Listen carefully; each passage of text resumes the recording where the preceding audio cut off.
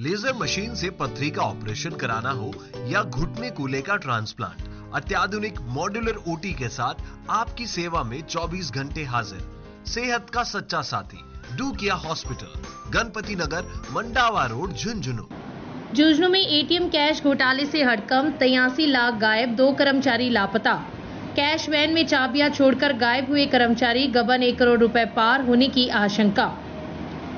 राजस्थान के झुंझुनू जिले में एटीएम में नकदी भरने वाली सीएमएस कंपनी से जुड़े एक बड़े कथित केस घोटाले का मामला सामने आया है। कंपनी के 2 कर्मचारी संदिग्ध परिस्थितियों में लापता हो गए हैं।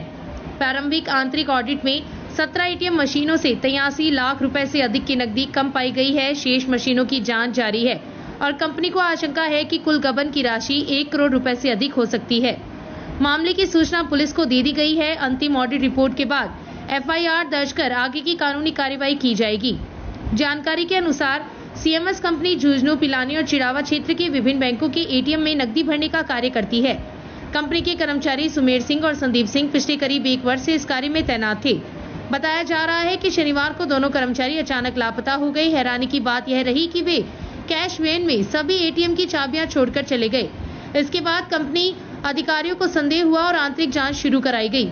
कंपनी ने पिलानी और चिड़ावा क्षेत्र की 17 एटीएम मशीनों का ऑडिट कराया।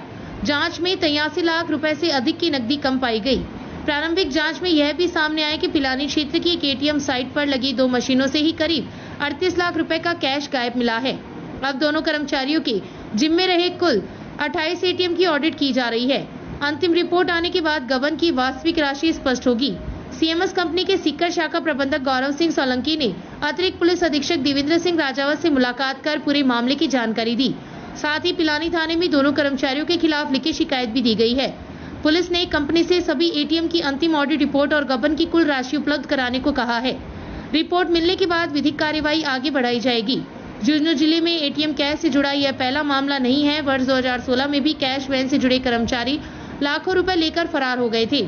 करीब 1 दशक बाद सामने आए इस नए मामले ने एटीएम कैश मैनेजमेंट सिस्टम, निगरानी व्यवस्था और सुरक्षा प्रक्रियाओं पर एक बार फिर गंभीर सवाल खड़े कर दिए हैं।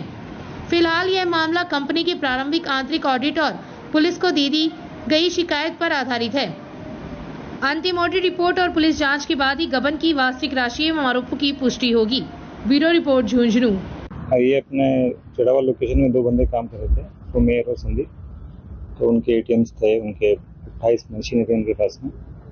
और शनिवार शाम से वो लोग कोई रिस्पॉन्ड नहीं कर रहे हैं, फ़ोन भी बंद है उनके। तो फिर हमने आगे जब पुलिस से उनकी कार्रवाई के लिए बोला तो उन्होंने बोला आप मशीनों के लिए खोलने के लिए लोकल में वहाँ पे एक एप्लीकेशन दो और मशीनें चेक करो। तो मेरे साथ ऑडिटर है और हम मशीनें चेक कर रहे हैं। उस अकॉर्डिंग अभी जो 4-5 एक मशीनें चेक की उसमें कुछ एक पैसा जो कम आया है वो हमने आगे पुलिस में बताया थी। इनमें 28 मशीनें थी, मैंने बताया अभी आपको। और इसमें पिलानी की हैं, चिड़ावा है, झुंझुनू की 3 मशीन। ये सुमेर है और दूसरा संदीप है।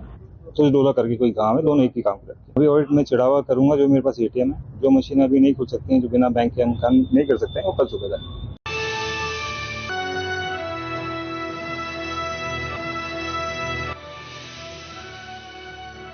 ये है शेखावाटी लाइव, धड़कन शेखावाटी की।